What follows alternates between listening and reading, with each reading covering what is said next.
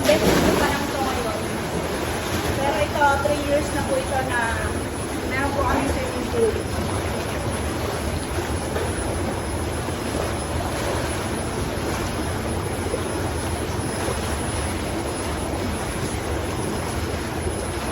Swimming ka na.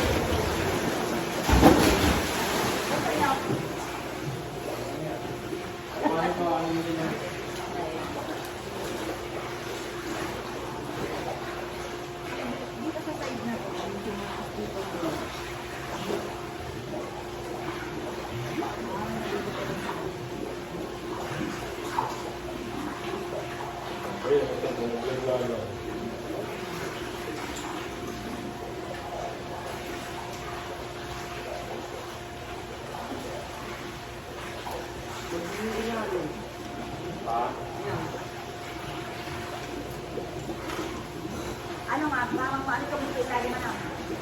Gawa nga ng rotel. Bigyan mo kaya ako ng brush, babasin ko. Kung kailangan yung kusin yung nakamawag. Hindi pag di naman nagsusin. Dito ka muna, baba mo niya. Parang hindi na masyado malamig.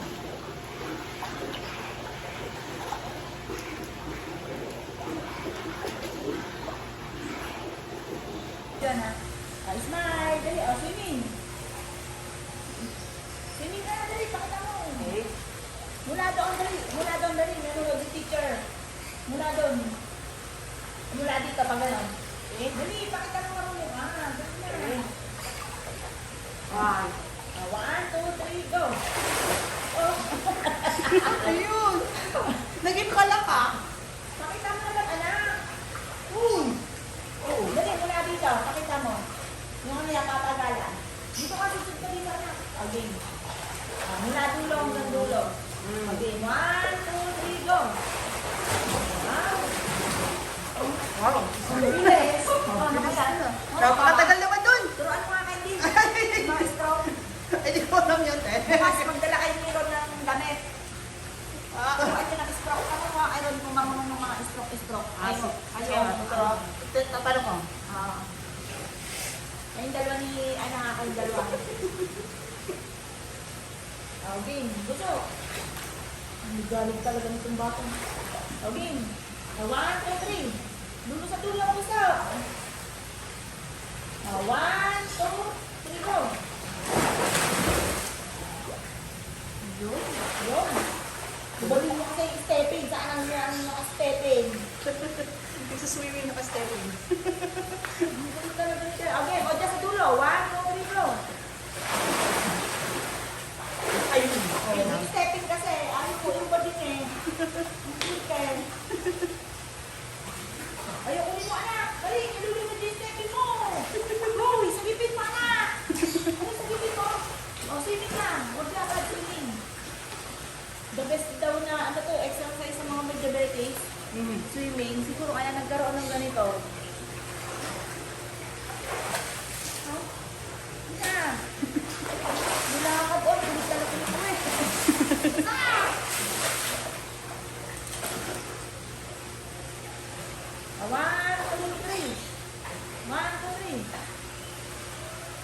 Four, five, six. Akalaw.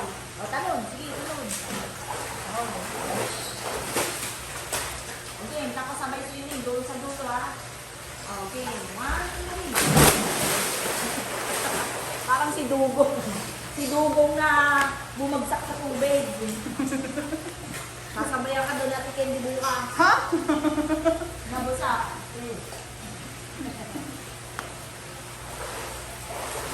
Okay natin. Ngayon pa mga bossing ko, malalaman naman kung anong sasabihin ng doktor. Nandito po kami ngayon sa ospital sa Sinay, dito sa malapit po sa amin sa Binyan, Laguna.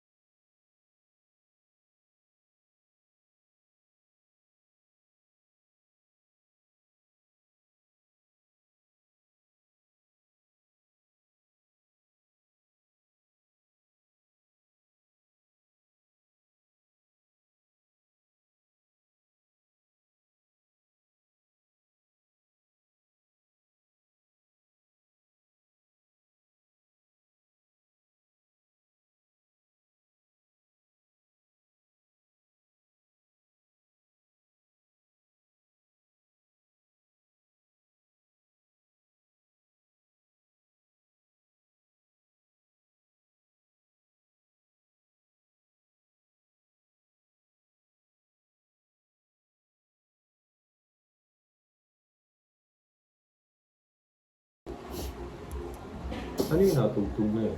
Sa taas. Wala yun, yung ano yan. Yung games ni Justin. Yung ganun kaya nila.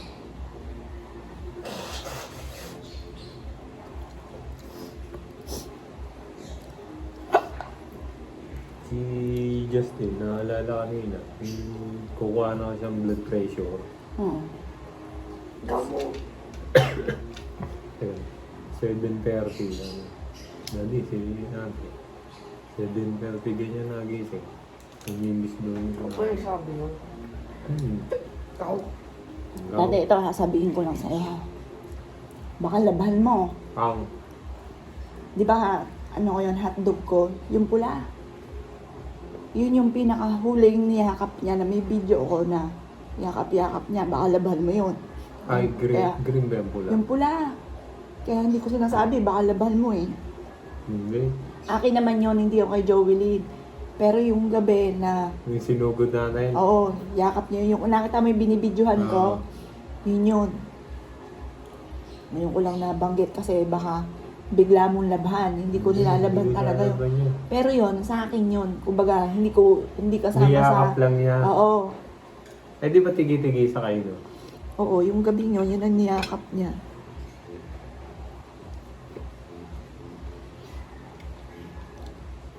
Ako lang na ginala yung umaga. Pag-kissing nga, sabi nga, anak, Inom ano muna ng tubig na mainit bago ka maligamgam, bago ka maligo. May pagkain ka sa baba. Sabi mo, Daddy, maaga pa. Maya-maya. Araw-araw ganun, di ba ano? Pagpapasok,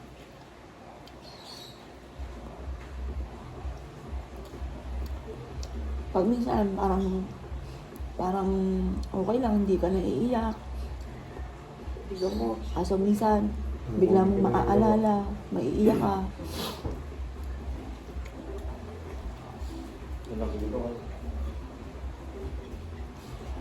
anak dyan, iinom mo ng gamot dyan. Ito na. Kakakain mo ng magamay panahon ka.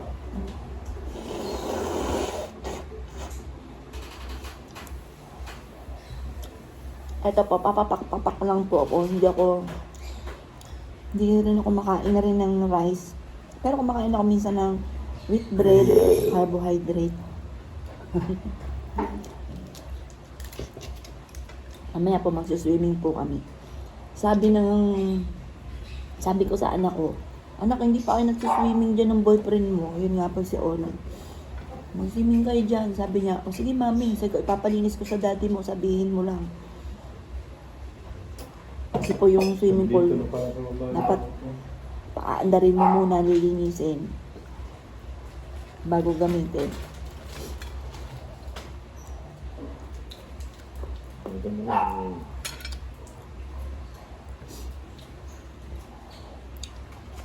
Pag may diabetes, tapos na-late ka po ng kain, nahihilo.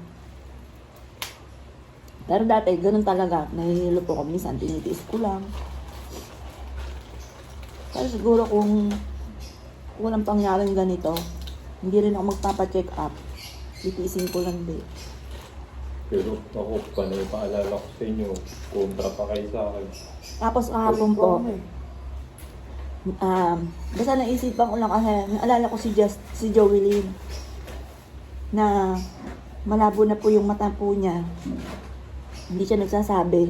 Basta nahilo po siya, tapos sabi ko sa kanya, "Asa yan, magpa-check up tayo." Doon nalalaman na 250 yung grado po ng mata po niya. Tapos sabi, ba't daw po umabot agad sa ganun? Ganun po talaga siya sa pool. Hindi po siya magsasabi. Ano ba yun? Hanggat, kung hindi mo siya yayakagin. Pero itong pagkakataon na ito, niyayakag siya ni Joel. Ayaw po niya talagang nag-aaway po sila kasi wala naman daw po siya sakit. Ba't daw po siya magpapacheck up? Kaya bigla ko po naisip, Lumabo mo Na- na ng 7 years old. Gawa ng kaka-iPad. kaka-iPad po. May trabaho tayo yun. Naisip ko po na baka itong aking anak na bunso ay tumaas din ng grado kasi yung salamin po niya, wala naman pong grado yung parang protection lang kapag po siya ay sa cellphone. Ang tawag daw yung Radiation. Ayun, astigmatism. Ngayon po, sakto na isip po yun po pala, may astigmatism na po kaming dalawa ni Justin. Tapos malabo rin po na yung mata po niya. Dati 25 lang yung vision ng mata niya. Ngayon po, 100 yung kanan, tapos 75 naman yung kaliwa. Tapos meron na rin po siya astigmatism. Tapos ganun din po ako. Ako, ano Pares lang, po kami. right side. 25. Ito po mister ko, 25 lang. Di ba ang Normal lang. normal 20. Siya po 25. 5 lang yung ano. Pero siya yung nakasalami. Wala din ako astigmatism. Wala din siyang astigmatism. Siya po yung tipo ng tao, yung mister ko. Yun siya yung, pagka may naramdaman kahit konti lang, talagang maalaga po siya sa katawan. Kami naman po, Pag malala na. yan, ako naman, hanggat kaya kong titiisin ko. Tapos, naalala ko, kaming dalawa ng anak ko, ni Joelyn, nakalimutan niya yung salamin niya. I-order po kami. Hindi namin makita yung menu. I-orderin namin. Medyo nagtagal nga po kami doon kasi hindi namin matanaw, hindi namin maaninag. Ang ginawa ko po, kinuha ko yung camera, tapos sinum ko. Doon lang namin nakita. Kaya alam ko, sa sarili ko, malabo talaga rin ang mata ko. Yan. Etong anak kong bunso, anak, huwag kang mamana sa akin kasi yung anak kong panganay at anak kong bunso, tingin ko mana sa akin kasi parang hanggat kayang tiisin. hindi ako magpapacheck up. Sakit lang ang ulo ko pag ano, yung lagi niyo ako inaano, yung kontra niyo ako, yung iisipin ko, kaya nasakit ang ulo ko. Taas na na. Yung bakit nga yung umanon sumunod sa akin ito, laging gusto sila tama. Ay. Hindi ngayon, na-realize yung mga sinasabi ko. Pagdating ko sa kalusugan, siya ko ang boss. May sumama ko na. Saan? Oh. Bakit? Patay ka? Eh, lakad ka na doon. Ganda-ganda ni ate, natatakot ka. Huwag ka matakot. Yan. Hayaan mo, maganda nga. Andun si ate, bantay mo eh. Angel mo yun. Huwag ka matakot doon. Lakad na. Huwag ka matakot. Hindi ko malam ako, uminom ako. Hmm. Yun, pas mo na. 20 ito. Minom na ako nito kanina. Eto pa, anong tawag dito? Metformin po ito. Pero mamaya, may check up po ako. Babasahin lahat yung ano. Ano? Sige, lakad na na. Lakad na. Buhayin mo muna yung ilaw ulit. Anak, aganda-ganda ni ate at saka kapatid mo. Huwag ka matakot kahit magparamdam yun sa'yo. Kasi po kagabi parang may umiiyak. Doon sa ano. Parang may uungot. Parang may umuungot. Pero sabi ko, noong ano, sabi ko lang sa isipan ko, kasi natutulog na po sila baka magising. Sabi ko sa isipan ko, anak, kung malungkot ka man, pinagdadasal ko na maging masaya ka kung nasan ka man ngayon, huwag kang malungkot. Ayun po. Tapos sabi rin po sa akin ng kakalala ko, ng kapatid ko, isipin ko na lang daw po, hindi na si Jovelyn masasaktan. Ayun. Tapos nanonood akong video niya kapag po ako'y namimiss ko po siya. Meron siya nabanggit parang 1 year ago na nag-working student daw po siya. Napaisip ako, working student wala talagang kagawa-gawa po dito yon. Siguro naisip ko na lang yung ex niya, kaya nasabi niya nag-working student siya kasi yun nga po nagtitinda siya ng kung ano-ano. Pero wala kaming kaalam-alam po doon. Kaya sabi ko sa mister ko, sinabi niya sa video na nag-working student po siya 1 year ago. Sabi ko, kung mag-working student dyan eh.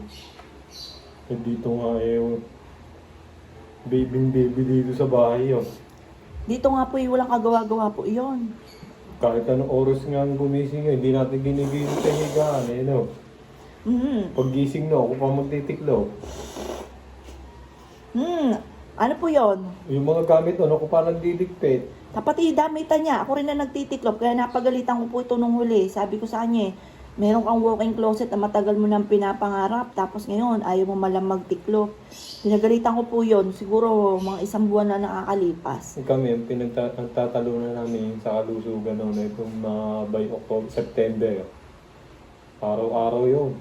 Tapos tinitraining ko na nga rin po siya na Pero nag-video na ng mga nakaraan yun, lagi naglilinis dito. naglilinis. Oo. Pusa. Nitong mga October na rin yun, siguro bago October na beauty rin. pageant. Mga 10 siguro, October 10, mga gano'n. magbibideo yon, mami, na wipe out ko na yung binibidyohan mo, malinis na yung baba, yung gano'n, na vacuum ko na. Tapos sasabihin niya, Daddy, nakapaglinis na kanya pati sa kabila. Pati sa kabila, nakapamlansya na rin po yun. Yung uniform ni Justin. Yun ang pinakatulong niya sa amin, na mamlansya po siya. Yung panahon na yun, yung pala parang parang ano siya, parang pahiwatig. May pahiwatig na. Pero sa pool naman, Kasi hindi mo yun, utusan, nagkukusa na siya. Ito, October, siya, ano? tapos na, mga October October. o September, mga ganun. Katapusan ng mga papasok ang October. Tapos parang hindi siya napapagod sa magpa-practice pa, no? So magpa-practice pa. Online pa, meron nakakapaglinis na. Tapos nagtitiklop ng mga damit daw. Tapos yung naglalagay sa cabinet natin ng mga damit ng mga nakaraan.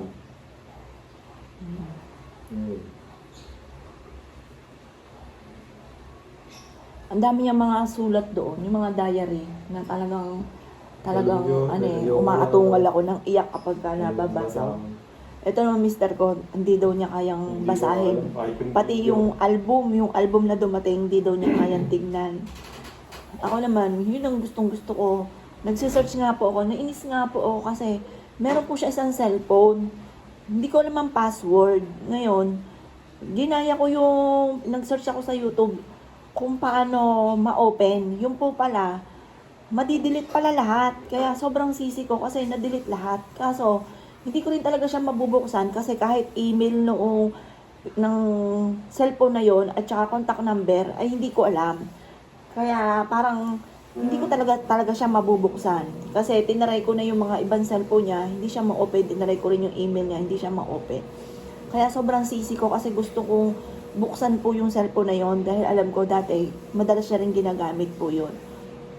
I-hard reset mo pala eh. Ayun, hindi ko naman alam na ganun po na reset po yun. Kasi pinanood ko lang sa ano na ganun daw po para ma-open.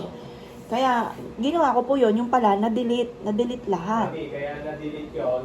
Baka may matutuklas na ano yung masasaktan tayo ng ito. Opo. Yung anak ko, mabait po yun kung mabait. Pero marami po siya ring sikreto na nitong nawala po siya, saka lang namin natuklasan. Ayan, medyo na ano lang po ako yung sinabi po niya na nag-working student daw po siya. Samantalang dito po, kung tutuusin, wala po siyang kagawa-gawa. Ayan, dito ko na po yun. Wala po siyang kagawa-gawa. Kaya parang napaisip po ako na sinabi niya po yung nag-working student po Kaya siya. nung sinabi mo sa akin kanina, mami, nabida ako ng working student. Ayan. Sundo sa ano, makakapag-working student. Oh, yun nga. Sinabi ko po sa mister ko, dati binanggit niya sa video 1 year ago na nag-working student daw po siya. Kaya yung bag niya, kailangan daw po ay ganun, medyo parang malaki. Kasi nga po, nag-working student daw po siya. Kaya sabi ko, napaisip nga po ako na sinabi niya po yun sa video. Siguro, dahil nagtitinda nga po siya, ang may kaugnayan nun, yung ex nga po niya. Ayan. Hindi ko pa alam kung hanggang kailan. Minsan, okay po ko. Minsan, sobrang lungkot ko pag bigla ko siyang naalala. Tapos, sasabihin na anak kong bunso, umiyak ka na naman, mami. Pero minsan, sa kilos lang ako ng kilos. Pero pag nagpapahinga na ako, bigla siya papasok sa isipan ko. Or kaya po, habang naglalaba ako, or kaya po, naglilinis ako, nagdidilig ako, bigla siya papasok, naiyak na lang po ako. Ayan, etong akala ko ako fighter na tao, yung matapang talaga ako, hindi ako iiyak. Akala ko yung mister ko ang mahina, pero hindi po pala dahil pagdating sa ganitong sitwasyon, talagang hindi ko kayang pigilan na hindi umiyak. Pero marami ako mga bossing na pinagdaanan din daw po ito. Meron pong anak ay 20 years old na nawala, meron 15, may 13, may 17. Marami rin po mga ganito yung mga pangyayari.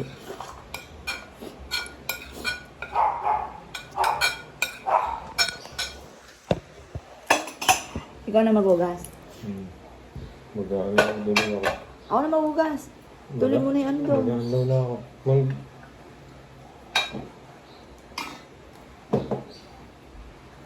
Ako na maghugas niyan. Mag-alaw ka na lang ha. Kaya tulungan po kami. Ganun naman lagi ginagawa ko dati. Ano po yung gawain ko? Naglalaba, naglilinis dito.